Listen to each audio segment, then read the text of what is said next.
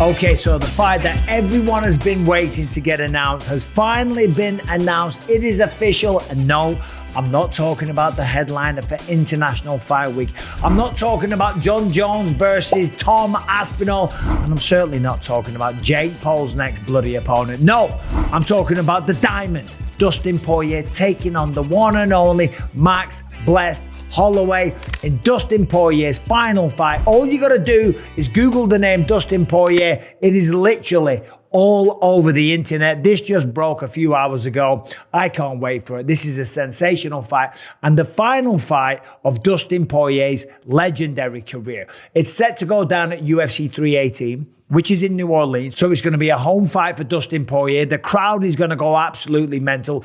The atmosphere will be electric and the fight is going to be ridiculous. It all goes down at the Smoothie King Arena in New Orleans, where I got assaulted many, many years ago. They love a good fight in New Orleans. Let's just put it like that. Bang! He punches me in the face, but it was the weakest punch I've ever felt in my life. Of course, this one will be a trilogy. The two have met before. The first match went down at UFC 143, February 2012, when Max Holloway was only 20 years old. But to be fair, Dustin Poirier was only 23 years old as well. These two have been fighting in the octagon forever, and they have put on some sensational fights. In that first fight, of course, Dustin Poirier won via first round submission, but they would meet again in April 2019. This time, Khabib Nurmagomedov was unavailable. So Dustin Poirier stepped up, took on Max Holloway once again for the interim lightweight championship. And of course, Max Holloway had reinvented himself. He had gone on an absolute tear. He was on a 13-fight win streak and had won the hearts and minds of many people. And even though it was a Fight of the Year contender, it was once again Dustin Poirier that was successful. So he's 2-0 against Max Holloway. As we know, Max Holloway, last time we saw him, went up against Ilia Poirier, didn't get the job done, and we're all waiting for that announcement, by the way. Ilia Poirier versus Islam Makhachev. That's my bet. That's the fight that I think is going to get made. But anyway, never mind that. Dustin Poirier, Max Holloway at the Smoothie King Arena. This is going to be sensational because both of these men have had glittering careers. As I say, this is the final time we're going to get to see Dustin Poirier fight. And it'll be an emotional night inside that building, I'm telling you. Dustin Poirier is a great human being, a phenomenal fighter. And some of the performances have just been incredible. Let's have a look at his record here. The man overall has had 40 professional fights, 30 wins, 9 losses. Of course, last time out, lost to Islam Makhachev. Before that, Benoit Saint-Denis, a crazy fight, okay, where he got the stoppage in the second round. After almost getting annihilated in the first round, was head kick knocked out by Justin Gaethje. That was another one. That was another one that potentially could have been the final fight for Dustin Poirier because those guys, they're 1-1. But look at this. Right, he's been in there with absolutely everybody. Michael Chandler, Charles Oliveira, Conor McGregor 3 times. It has 2 there. Dan Hooker, Khabib, Max, Eddie Alvarez, Justin Gaethje, Anthony Pettis, Eddie Alvarez, Jim Miller, Michael Johnson. The list goes on. Bobby Green, Joseph Duffy, Yancy Medeiros. Way back in 2014, took on Conor McGregor, Akira Corisano, Diego Brandao, Cub Swanson. I mean, we're going on all day. Made his UFC debut at, where was it?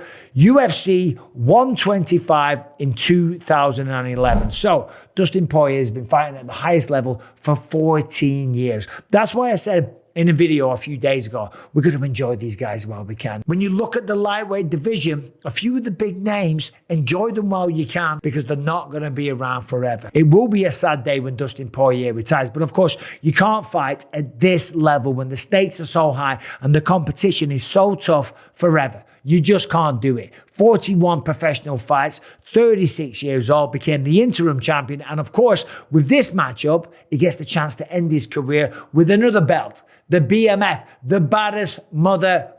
Okay, now it's kind of a novelty belt, but I'm telling you right now, anybody in the organization, they would love to take that belt. They want another piece of hardware on the mantelpiece or in the broom cupboard where I keep mine, getting all covered in dust and whatnot. I do have the Hall of Fame thing behind me. I have a few other awards as well, and that's what I'm saying. Dustin Poirier, we're going to see the best version of him. Last time out against Islam Makhachev, sure, didn't get the job done, but he still looked good. He still pushed Islam. He still gave him a really, really tough fight. Still made it to the 5th round and was having some success. And then, of course, that beautiful bravo shot from Islam Makhachev got the job done. But when you look at the career of Dustin Poirier, it's insane. Look at some of these achievements, right? Top of the bill, interim champion, of course, fight of the night 10 times, submission of the night, performance of the night, tied Jim Miller and Joe Lozen for the most post-fight bonuses in UFC history with 15. Where's Charles Oliveira? He's got the most bonuses. 6 most post-fight bonuses in UFC lightweight history,